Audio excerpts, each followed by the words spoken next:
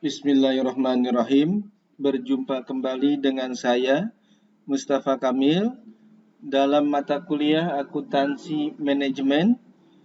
Kita masuk ke pertemuan 9, penetapan harga, cost plus pricing. Menentukan harga target, tujuan penetapan harga, sasaran harga. Yang pertama orientasi laba, ada 2, target return, menyeimbangkan pendapatan dan biaya di dalam proses penetapan harga. Metode ini dilakukan dengan cara target return on investment pricing, target return on sales pricing, dan target profit pricing. Profit maksimum. Tujuan penetapan harga yang pertama adalah mendapatkan laba yang maksimal. Hal ini paling banyak digunakan perusahaan karena tujuan utama sebuah perusahaan adalah untuk mendapatkan laba yang maksimal. Untuk itu, perusahaan akan melakukan dengan mempertimbangkan permintaan dan biaya yang terkait dengan berbagai pilihan harga, lalu akan memilih penetapan harga yang menghasilkan laba berjalan, cash flow atau tingkat keuntungan investasi yang paling maksimal. Konsep penetapan harga ini didasarkan pada konsep bahwa perusahaan memiliki pengetahuan mengenai fungsi permintaan dan fungsi biaya secara keseluruhan. Artinya internal cost dan external cost seperti biaya operasional, pemasaran, dan penjualan. Orientasi sales. Yang pertama, pertumbuhan penjualan. Konsep dasar dari strategi memaksimalkan pertumbuhan penjualan adalah dengan memaksimalkan unit atau volume penjualan, di mana perusahaan percaya bahwa jika volume penjualan semakin tinggi, maka biaya per unit produk akan mengalami penurunan. Strategi yang digunakan dalam tujuan penetapan harga ini adalah dengan menetapkan harga yang rendah atau harga yang lebih murah dengan keyakinan pasar akan sensitif terhadap harga, yang dikenal dengan strategi penetapan harga untuk penetrasi pasar. Yang kedua, pertumbuhan pangsa pasar.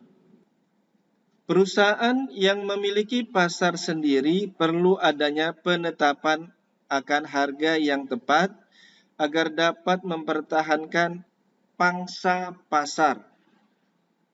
Orientasi status yang pertama menghadapi persaingan. Penetapan harga produk atau jasa yang Anda tawarkan juga bisa menjadi langkah atau solusi untuk menghadapi persaingan pasar. Anda bisa memeriksa perilaku konsumen dan nilai seperti apa yang kira-kira dapat memberi keunggulan pada produk Anda. Barulah Anda bisa menentukan harga pada produk yang akan dijual di pasaran. Apakah harga akan dijual lebih tinggi karena nilai tambah produk yang lebih baik dari pesaingnya, atau justru akan dijual sedikit lebih murah untuk menarik lebih banyak konsumen sambil tetap mempertahankan kualitas produk? Anda juga bisa mengambil harga di antara rata-rata harga di pasaran, sembari menonjolkan kelebihan produk yang tidak dimiliki pesaing usaha lainnya. Yang kedua, persaingan non-harga. Usaha penjual untuk mempengaruhi pembeli tanpa potongan harga atau diskon. tetapi dengan cara lain, misalnya perbaikan pelayanan dan peningkatan mutu atau kualitas produk. Cost plus pricing. Cost plus pricing merupakan pendekatan penentuan harga berdasarkan perilaku biaya. Karena penentuan harga cost plus merupakan langkah awal dalam hal ini dapat mengurangi ketidakpastian dalam beberapa hal. Misalnya, perusahaan dihadapkan dengan pesanan atau order di bawah harga target yang telah ditetapkan. Cost plus pricing adalah biaya tertentu ditambah dengan kenaikan atau markup yang ditentukan. Pengertian cost yang digunakan adalah harga pokok. Metode pelaporan cost dan laba rugi. Yang pertama, absorption atau full cost. Harga pokok terdiri dari biaya bahan baku langsung, biaya tenaga kerja langsung, dan biaya tak langsung pabrik atau BOP, tetap dan variabel. Yang kedua, variable costing. Biasa disebut juga direct costing atau contribution approach atau pendekatan kontribusi. Harga pokok terdiri dari total biaya variabel atau biaya produksi variabel seperti biaya bahan baku langsung, biaya tenaga kerja langsung, biaya tak langsung variabel, biaya penjualan dan administrasi variabel. Contoh, volume produksi dan penjualan per periode sebesar 50.000 unit. Perusahaan menggunakan cost plus dengan kebijakan 50% dari harga pokok produksi dan 80% dari biaya variabel. Data biaya produk PT Pesona adalah sebagai berikut. Bahan baku langsung Rp8 per unit, tenaga kerja langsung Rp12 per unit, overhead variabel Rp3 per unit, overhead tetap Rp7 per unit, biaya penjualan dan administrasi variabel Rp2 per unit, biaya penjualan dan administrasi tetap Rp4 per unit. Full cost, target harga jual biaya penuh, full cost.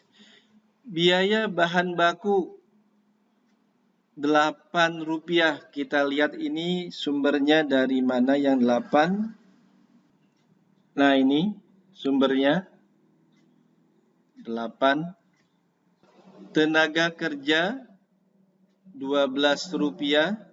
Kita lihat di atas. Nah, ini overhead variabel Rp3. Kita lihat. Nah, ini Rp3. Overhead tetap Rp7. Nah, kita lihat. Nah, ini Rp7. Nah, ini yang overhead variabel dan tetap kita jumlahkan 3 ditambah 7, 10. Nah, lalu kita jumlahkan dari atas 8 tambah 12 tambah 10, 30. Nah, di sini ada markup 50%. Ya, kita lihat di soalnya di sini. Nah, ini. Nah, markup 50% dari harga pokok produksi. Ya. Harga pokok produksinya ini Rp30. Berarti markup-nya Rp30 dikali 50%. Rp15. Sehingga harga jual targetnya Rp30 ditambah Rp15, Rp45. Variable cost. Target harga jual biaya variabel. Pendekatan kontribusi. Bahan baku langsung Rp8. Nah, dari mana kita lihat soalnya di atas?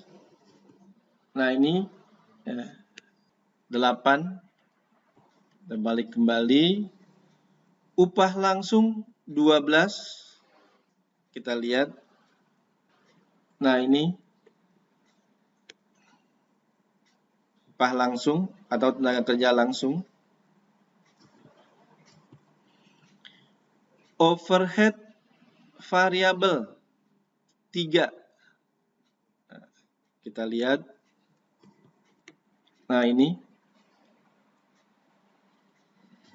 biaya penjualan dan administrasi variabel Rp2. Kita lihat. Nah, yang ini. Balik lagi. Nah, kita jumlahkan nih. 8 tambah 12 tambah 3 tambah 2. Jadi jumlahnya 25. Ya. Nah, kita lihat di atas di soalnya. Nah, di sini markup-nya 80% dari biaya variabel. 80%. Maka di sini 80% dikali total biaya variabelnya 25. Jadi Rp25 dikali 80% sama dengan Rp20. Sehingga harga jual targetnya 25 ditambah 20, Rp45. Modifikasi cost plus pricing dan hubungan biaya dapat digunakan untuk menentukan berapa besar persentase laba dari biaya dengan asumsi laba telah ditentukan. Nah, untuk mencari persentase target labanya, harga jual dikurang biaya yang ditetapkan dibagi biaya yang ditetapkan dikali 100%. Nanti di soal ditentukan harga jual, misalnya harga jualnya 100, masukkan aja di sini 100. Misalnya biaya yang ditetapkan 70, nah di sini 70. Lalu di bawahnya juga 70. Nah, dikali 100%, ketemu persentase target laba. Menetapkan harga berdasarkan ROI, Return on Investment yang dikehendaki. Seringkali perusahaan menetapkan sasaran untuk menghasilkan produk adalah tingkat pengembalian modal atau biasa disebut dengan Return on Investment atau disingkat ROI. Nah, di sini rumusnya ROI, profit margin dibagi sales, ya, dikali sales dibagi investasi atau aktiva. Atau rumusnya ROI sama dengan profit margin. Nah, profit margin apa rumusnya? Kalau Anda pernah mempelajari analisa laporan keuangan, maka rumus dari profit margin laba usaha dibagi penjualan dikali 100%. Jadi profit margin itu laba usaha dibagi penjualan atau sales dikali 100%. Lalu dikali sales turnover. Nah, sales turnover rumusnya penjualan dibagi operating asset. ROI, untuk menetapkan harga dengan tingkat ROI tertentu dapat digunakan langkah berikut. Yang pertama, menetapkan persentase markup-nya. Persentase markup-nya itu bisa dengan rumus ROI ditambah biaya dibagi dengan total biaya produksi. Yang kedua, menambah harga pokok produksi dengan markup pada langkah pertama. Modifikasi rumus metode full cost. Modifikasi rumus untuk metode full cost, persentase markup, hasil ROI yang dikehendaki, ditambah biaya penjualan dan administrasi dibagi volume unit dikali biaya produksi per unit. Tinggal Anda masukkan hasil ROI-nya, lalu Anda masukkan biaya penjualan dan administrasi, ada kalau di laporannya laporan laba rugi, ada biaya penjualan, ada biaya administrasi, masukkan. Lalu berapa unit produksinya dikali dengan biaya produksinya per unit. Nah, jika laporan laba rugi telah disusun, maka rumusnya dapat menggunakan margin bruto, gross profit dibagi dengan harga pokok penjualan, CGS, cost goods sold. Tinggal dimasukkan angka-angkanya, ketemu. Modifikasi rumus metode variable cost. Modifikasi rumus untuk metode variable costing atau direct costing atau metode contribution. Persentase markup, ROI yang dikehendaki plus biaya tetap dibagi. Nah, di sininya itu garisnya seharusnya garis yang ini, ya. Nah, garis yang ini seharusnya letaknya di bawah sini ya. Nah, di bawahnya ya. Nah, harusnya garisnya letaknya di bawah sini. Di ROI yang dikehendaki plus biaya tetap dibagi volume unit dikali biaya variabel. Jika laporan laba rugi sudah disusun, maka rumusnya contribution margin dibagi biaya variabel. Di garisnya tadi di agak ke bawah ya, di tengah. Penetapan harga per waktu dan harga bahan. Metode ini banyak digunakan oleh perusahaan jasa seperti reparasi mobil, motor, radio, TV, percetakan, dan lain-lain. Yang dimaksud waktu di sini bisa jam kerja buruh, mesin, dan sebagainya. Komponen waktu per jam untuk tenaga kerja langsung. Yang pertama, upah langsung termasuk tunjangan dan bonus. Yang kedua, biaya-biaya yang berhubungan dengan pekerjaan tidak langsung, seperti gaji pengawas, penyusutan, asuransi, bahan-bahannya langsung dan sebanding dengan jam. Yang ketiga, laba yang diinginkan per waktu tertentu, misalnya per jam. Komponen bahan per jam. Komponen bahan per jam terdiri dari yang pertama persentase laba dari harga faktur bahan. Yang kedua, persentase dari bahan tidak langsung atau yang dibebankan seperti gaji manajer, bahan pengawas, asuransi, handling, atau biaya yang berhubungan dengan pengolahan bahan. Tarif atau harga per waktu, misalnya per jam adalah upah langsung. Masukkan biaya tak langsung atau sebanding, dimasukkan datanya, laba per waktu dimasukkan. Nah, tarif harga per jam, nah, ditambahkan dengan laba bahan tak langsung. Nah, situasi harga dan faktor yang mempengaruhi. Nah, harga jual itu dipengaruhi oleh biaya produksi. Ya, biaya produksi dalamnya itu nanti ada biaya bahan baku, biaya tenaga kerja langsung dan overhead pabrik, ditambah dengan biaya operasi, biaya penjualan, biaya administrasi. Juga yang mempengaruhi harga itu situasi pasar. Ya, dari pesaing, produk lainnya, dan sebagainya.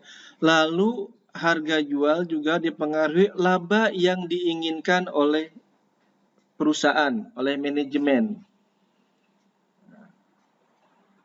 Ya, terima kasih. Sampai berjumpa lain waktu.